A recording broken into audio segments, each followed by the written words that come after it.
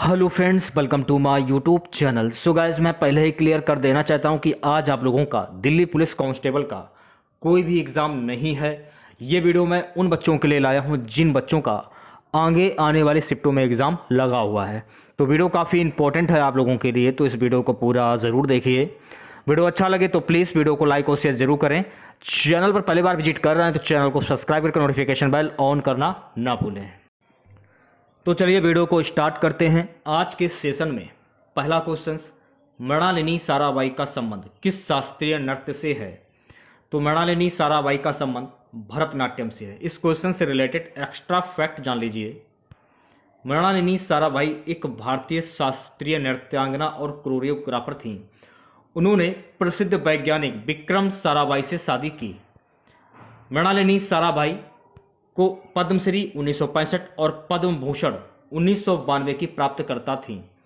उन्हें वर्ष 1994 में नई दिल्ली में प्रतिष्ठित संगीत नाटक अकादमी फेलोशिप से भी सम्मानित किया गया। नृत्य के क्षेत्र में उनका सबसे बड़ा योगदान 1949 में अहमदाबाद में अपने पति के साथ स्थापित किया गया डारपाना अकादमी ऑफ परफॉर्मिंग आर्ट्स है। इस क्वेश्चन से आप लोगों को इतनी जानकारी प्राप्त हो जाती है। नेक्स्ट क्वेश्चन देखेगा। सेशन को एक बार शेयर कर दीजिए सभी बच्चे। अगला क्वेश्चन है, हाई कोर्ट किस अनुच्छेद के तहत रिट जारी करता है? तो हाई कोर्ट अनुच्छेद 226 के तहत रिट जारी करता है। अब देखिए, अनुच्छेद दिया गया है और उनका विवरण दिया गया है। अनुच्छेद 131 सर्वोच्च न्यायालय का मूल क्षेत्राधिकार। अनुच्छेद 32 में क्या आ जाता है? अनुच्छेद 32 में सर्वोच्च न्यायालय का अधिकार क्षेत्र। अनुच्छेद 143 में सर्वोच्च न्यायालय से परामर्श करने की राष्ट्रपति की शक्ति। अनुच्छेद 226 में प्रादेश रिट जारी करने के लिए उच्च न्यायालयों की शक्तियां। देखिए, नृत्य से क्वेश्चंस पूछे जा रहे हैं और अनुच्छेद से काफी क्वेश्चंस पूछे जा रहे हैं। अगर आपका किसी भी शिफ्ट में एग्जाम लगा हुआ है, अनुच्छेद और शास्त्रीय नृत्य और वाद्य यंत्र, इस टॉपिक से काफी क्वेश्चंस पूछे जा रहे हैं। एक बार देख लीजिएगा आप लोग। अगला क्वेश्चन है, हरिप्रसाद चौरसिया किस वाद्य यंत्र से संबंधित है? तो देखिए, हरिप्रसाद चौरसिया जो है ना, ये बांसुरी वादक से संबंधित। किससे संबंधित है? बांसुरी वादक। पंडित हरिप्रसाद चौरसिया भारत के एक प्रसिद्ध बांसुरी वादक थे। पंडित हरिप्रसाद का जन्म 1 जुलाई 1938 को इलाहाबाद में हुआ था। सन 2000 में पंडित हरिप्रसाद चौरसिया को भारत सरकार द्वारा पद्म विभूषण से सम्मानित किया गया था। तो ये भी आपको ध्यान में रखना है। भारत में अन्य प्रमुख बांसुरी वादक कौन कौन से वो भी जान लीजिए। एन लीला, पन्नालाल घोष, राजेंद्र प्रसाद, वी कुंजामणि, ये जो सभी है ना, ये बांसुरी वादक हैं। पंडित रविशंकर जो है ना, ये सितार वादक से संबंधित हैं। हुसैन अहमद खान, ये शहनाई वादक से संबंधित हैं। अमजद अली खान, ये सरोद वादक से संबंधित। तो ये सारे पॉइंट जो है आपको ध्यान में रखने हैं। पॉइंट मान लीजिए, आप फैक्ट मान लीजिए। नेक्स्ट क्वेश्चन देखेगा, संविधान संशोधन की प्रक्रिया कहां से ली गई? तो संविधान संशोधन की प्रक्रिया जो है ना, ये दक्षिण अफ्रीका से ली गई है। कहां से ली गई है? दक्षिण अफ्रीका। भारतीय संविधान में संशोधन करने की प्रक्रिया दक्षिण अफ्रीका के संविधान से ली गई है।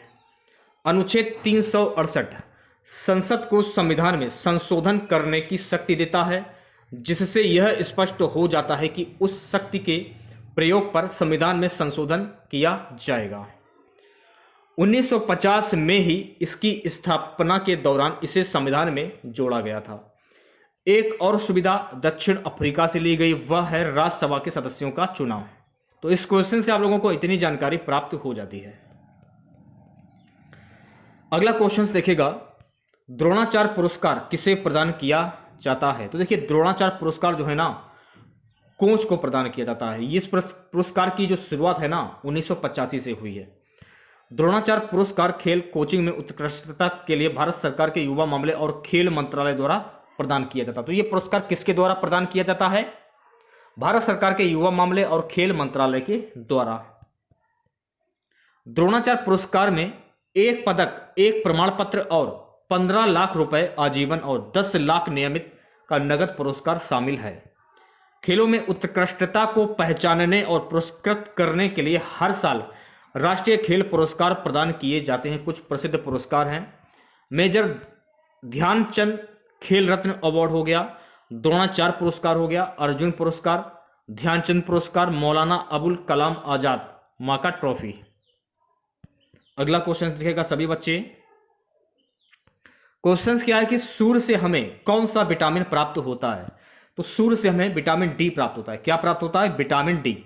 विटामिन डी सूर्य की किरणों से प्राप्त किया जाता है। जब मानव त्वचा का संपर्क सूर्य की किरणों से होता है तो इसमें त्वचा को विटामिन डी मिलता है। अल्ट्रावायलेट यूवीवी सूर्य किरणों का हिस्सा है जो मनुष्यों के लिए महत्वपूर्ण है। बेरी बेरी मुख्यतः विटामिन वी की पोषकता की कमी के कारण होता है, तो ये भी फैक्ट आपको ध्यान में रखना है। विटामिन ए और रासायनिक नाम दिए गए हैं। विटामिन ए का रासायनिक नाम क्या होगा? रेटिनॉल। विटामिन V1 का रासायनिक नाम क्या होगा? Thymine vitamin. विटामिन V2 का रासायनिक नाम क्या होगा? Riboflavin vitamin. विटामिन V3 का रासायनिक नाम क्या होगा? नियासिन। B5 का पैथोथेनिक एसिड विटामिन। V7 का होगा बायोटिन। और विटामिन डी का रासायनिक नाम एस्कॉर्बिक एसिड और विटामिन डी का कैल्सीफेरॉल। तो ये विटामिन और रासायनिक नाम, यहाँ से एक क्वेश्चन हर पेपर में पूछा जा रहा है। तो अगर आपका किसी भी शिफ्ट में एग्जाम अगर है तो रासायनिक नाम एक बार देख लीजिए, विटामिन और उनके रासायनिक नाम जरूर देखकर जाइएगा आप लोग। नेक्स्ट क्वेश्चन देखिएगा, सेबी अधिनियम निम्नलिखित में से किस वर्ष से संबंधित है? तो सेबी अधिनियम जो है ना वर्ष 1992 से संबंधित है। सेबी भारतीय प्रतिभूति और विनिमय बोर्ड है। ये भारतीय प्रतिभूति बाजार का नियामक है और वर्ष 1988 में स्थापित किया गया था। इसे 30 जनवरी 1992 को सेबी अधिनियम 1992 के माध्यम से शाब्दिक शक्तियां प्रदान की गई। इस प्रकार यह एक शाब्दिक निकाय बन गया था। नेक्स्ट क्वेश्चन देखिएगा सभी बच्चे। नेक्स्ट क्वेश्चन हमारा है लॉन्ग वॉक टू फ्रीडम किसकी पुस्तक है? तो लॉन्ग वॉक टू फ्रीडम जो है ना ये नेशनल मंडेला की पुस्तक। किसकी है? National Mandela. देखिए नेशनल मंडेला को दक्षिण अफ्रीका के राष्ट्रपिता के रूप में जाना जाता है। उन्हें दक्षिण अफ्रीका में रंगभेद विरोधी आंदोलन के लिए जाना जाता है। उन्होंने 1994 से 1999 तक दक्षिण अफ्रीका के पहले राष्ट्रपति के रूप में कार्य किया।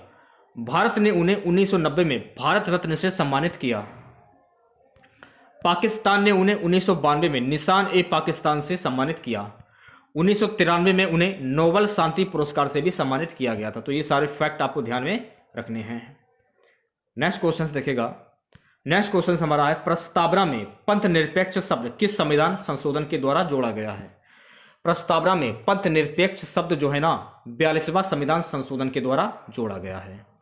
समाजवादी और पंथ निरपेक्ष दो शब्द थे जो 1976 में 42वें संविधान संशोधन द्वारा भारतीय संविधान की प्रस्तावना में जोड़े गए थे। भारत का पहले का विवरण सप्रभु लोकतांत्रिक गणराज्य था। नेक्स्ट क्वेश्चन देखेगा, खेलो इंडिया यूथ गेम्स में प्रथम स्थान पर कौन रहा? तो खेलो इंडिया यूथ गेम्स में प्रथम स्थान पर महाराष्ट्र रहा है। कौन रहा है? महाराष्ट्र। नेक्स्ट क्वेश्चन देखेगा, क्रिप्स मिशन का संबंध किस वर्ष से है? तो देखिए क्रिप्स मिशन का संबंध जो है ना वर्ष 1942 से है। बात करेंगे क्रिप्स मिशन। देखिए क्रिप्स मिशन जो है ना 1942 में भारत आया था। स्टेफोर्ड क्रिप्स ब्रिटेन में विंस्टन चर्चिल की गठबंधन सरकार में श्रम मंत्री थे। तो ये भी फैक्ट आपको ध्यान रखना है। क्रिप्स मिशन 22 मार्च से 11 अप्रैल 1942 तक भारत आया। इसका उद्देश्य द्वितीय विश्व युद्ध में ब्रिटिश युद्ध के लिए भारतीय सहयोग प्राप्त करना था। अगला क्वेश्चन देखिएगा सभी बच्चे, महात्मा बुद्ध के उपदेशों का संकलन कहाँ मिलता है? तो महात्मा बुद्ध के उपदेशों का संकलन त्रिपिटक से मिलता है। कहाँ से मिलता है? त्रिपिटक। बुद्ध के उपदेशों को उनके शिष्यों ने संकलित किया था और उन्हें त्रिपिटक के रूप में जाना जाता है, जिन्हें शुद्ध पिटक, अधिगम पिटक और विनय पिटक कहा जाता है। तो ये भी आपको ध्यान में रखना है। देखिए त्रिपिटक पाली जो है ना ये पाली भाषा में लिखा गया है, ये भी आपको ध्यान रखना है। शुद्ध पिटक बुद्ध के धम्म की शिक्षाओं से संबंधित है। नेक्स्ट क्वेश्चन देखेगा, वर्ष 2001 की तुलना में 2011 में हिंदुत्व वृद्धि दर क्या थी? 17%। 2001 की तुलना में 2011 में भारत की आबादी 17.7% तक बढ़ गई थी। इस दौरान मुस्लिमों की आबादी सबसे ज्यादा करीब 25% तक बढ़ी थी, जबकि हिंदू 17% से कम बढ़े थे। इसी तरह ईसाइयों की आबादी 15.5%, सिख 8.4%, बौद्ध 6.1% और जैन 5.4% बढ़े थे। नेक्स्ट क्वेश्चन देखिएगा, सिविल सर्विस अधिनियम का संबंध किस वर्ष से है? तो सिविल सर्विस अधिनियम का संबंध वर्ष 1892 से है। किससे? 1892। अगला क्वेश्चन देखिएगा, बौद्ध धर्म के प्रचार के लिए किस भाषा का प्रयोग किया गया? तो बौद्ध धर्म के प्रचार के लिए प्राकृत भाषा का प्रयोग किया गया। देखिए, बौद्ध धर्म की पवित्र भाषा पाली है। प्राकृत जैन धर्म की पवित्र भाषा, यह भी आपको ध्यान रखना है। भारतीय उपमहाद्वीप मूल पाली एक मध्य आंग्ल आर्यन मरणोपरांत भाषा है। यह मूल रूप से ब्राह्मी लिपि में लिखा गया था, तो यह भी फैक्ट आपको ध्यान में रखना है। नेक्स्ट क्वेश्चन देखिएगा, लोकसभा में 80 के लिए कितने सीटें आरक्षित हैं? ये सीटें होगा, थोड़ा सा मिस्टेक हो गया है। टोटल 84 सीटें आरक्षित हैं। लोकसभा के गठन के उद्देश्य से पूरे देश को 543 संसदीय क्षेत्रों में विभाजित किया गया है, जिनमें से प्रत्येक एक सदस्य का चुनाव करता है। कुछ सीटें लोकसभा में अनुसूचित जाति और अनुसूचित जनजाति के सदस्यों के लिए आरक्षित हैं।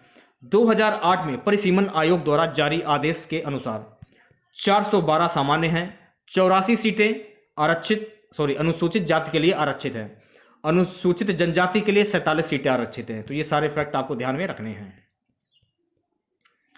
नेक्स्ट क्वेश्चन देखिएगा, संविधान का अंतिम व्याख्याकार कौन होता है? तो संविधान का अंतिम व्याख्याकार सुप्रीम कोर्ट होता है। कौन होता है? Supreme court.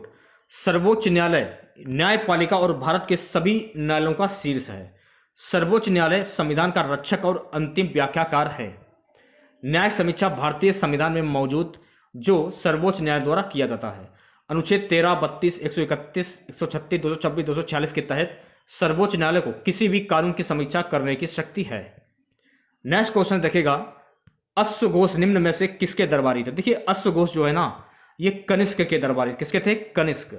अश्वघोष राजा कनिष्क के दरबारी कवि थे। कनिष्क का काल लगभग 1900 वर्ष पहले कि अश्वघोष और अन्य बौद्ध विद्वानों ने अपना लेखन संस्कृत में किया। नेक्स्ट क्वेश्चन देखिएगा, साओ जोआओ फेस्टिवल का संबंध किस राज्य से है? गोवा राज्य से है। देखिए, साओ जोआओ उत्सव गोवा में सेंट जॉन द बैप्टिस्ट की श्रद्धांजलि देने के लिए मनाया जाता है। एक क्वेश्चन देखिए, 89वां संविधान संशोधन से एक प्रश्न पूछा गया था। तो इस 89वां संविधान संशोधन में क्या है? तो संविधान का 89वां संशोधन 19 फरवरी 2003 को लागू हुआ। अनुसूचित जनजातियों को प्रदान किए गए विभिन्न सुरक्षा उपायों के कार्यान्वयन की निगरानी के लिए पूर्ववर्ती राष्ट्रीय अनुसूचित जाति और अनुसूचित जनजाति आयोग के विभाजन पर अनुच्छेद 338A के संविधान के तहत राष्ट्रीय अनुसूचित जनजाति आयोग की स्थापना की गई है। नेक्स्ट क्वेश्चन देखिएगा, किस मिशन के तहत भारत को डोमिनियन स्टेट्स का दर्जा दिया गया है? Cripps mission. नेक्स्ट क्वेश्चन देखिएगा, धूम मठ ये कहां स्थित है? तो धूम मठ जो है ना, ये दार्जिलिंग पश्चिम बंगाल में स्थित है। धूम मठ की अगर हम बात करें तो धूम मठ ये दार्जिलिंग में स्थित है। दार्जिलिंग उत्तर पूर्व भारत का एक लोकप्रिय हिल स्टेशन पहाड़ी इलाका है और यह दार्जिलिंग चाय के लिए भी प्रसिद्ध है। दार्जिलिंग चाय के लिए प्रसिद्ध है, यह भी आपको ध्यान रखना है। और भारत की सबसे ऊंची चोटी कंचनजंगा चोटी दार्जिलिंग से स्पष्ट दिखाई देती है। कुर्सी ओक को सफेद ऑर्किड की भूमि के नाम से भी जाना जाता है और यह सिलीगुड़ी दार्जिलिंग राजमार्ग पर स्थित एक हिल स्टेशन है। पश्चिम बंगाल के सिलीगुड़ी शहर को gateway to north east India उत्तर पूर्वी भारत का प्रवेश द्वार के नाम से भी जाना जाता है। तो ये सारे फैक्ट आपको ध्यान में रखने हैं। नेक्स्ट क्वेश्चन देखिएगा सभी बच्चे, मानव के लिए एक जाति एक धर्म एक ईश्वर का सिद्धांत किसने दिया था? श्री नारायण गुरु के द्वारा दिया गया था। नेक्स्ट क्वेश्चन, विजयदशमी के नाम से किस त्योहार को किस नाम से जानते हैं? दशहरा के नाम से जानते हैं। 2021-22 में सर्वाधिक समाचार पत्र किस भाषा में प्रकाशित हुए थे? हिंदी भाषा में प्रकाशित हुए थे। अजीब सा क्वेश्चन है। नेक्स्ट क्वेश्चन, पद्मश्री से सम्मानित राम साहेब पांडे का संबंध किस नृत्य से है? राई नृत्य से है। राम साहेब पांडे का जन्म 11 मार्च 1933 को भारतीय राज्य मध्य प्रदेश में सागर के एक राज्य नर्तक हैं। राय के रूप में लिखा गया नृत्य पारंपरिक रूप से बेदिया समुदाय से संबंधित था, जो स्वयं देह व्यापार से जुड़ा था। राय का अर्थ होता है सरसों के बीज से होता है। वर्ष 2022 में भारत सरकार ने राम साहेब पांडे को कला में उनके योगदान के लिए पद्मश्री पुरस्कार से सम्मानित किया। नेक्स्ट क्वेश्चन, सर्वोच्च न्यायालय किस अनुच्छेद के तहत रिट जारी करता है? सर्वोच्च न्यायालय जो है ना अनुच्छेद 32 के तहत रिट जारी करता है। सर्वोच्च न्यायालय अनुच्छेद 32 के तहत, उच्च न्यायालय अनुच्छेद 226 के तहत रिट जारी करता है। अनुच्छेद 32 और अनुच्छेद 26। अगर अनुच्छेद 32 हो ऑप्शन में, उस पर भी टिक कर सकते हैं। अनुच्छेद 226 हो तो आप उस पर भी टिक कर सकते हैं। सर्वाधिक 2022 के सर्वाधिक साक्षर राज्य कौन सा है? केरल। मीन कैम्प पुस्तक के लेखक कौन है? Adolf Hitler. Man camp Adolf Hitler द्वारा लिखित एक राजनीतिक घोषणा पत्र था। यह उनकी एकमात्र पूर्ण पुस्तक थी और यह पुस्तक जर्मनी के तीसरे राइक में राष्ट्रीय नाजीवाद की को बाइबल बन गई। यह 1925 और 1927 में 2 संस्करणों में प्रकाशित हुई और 1930 में इसका एक संक्षिप्त संस्करण सामने आया।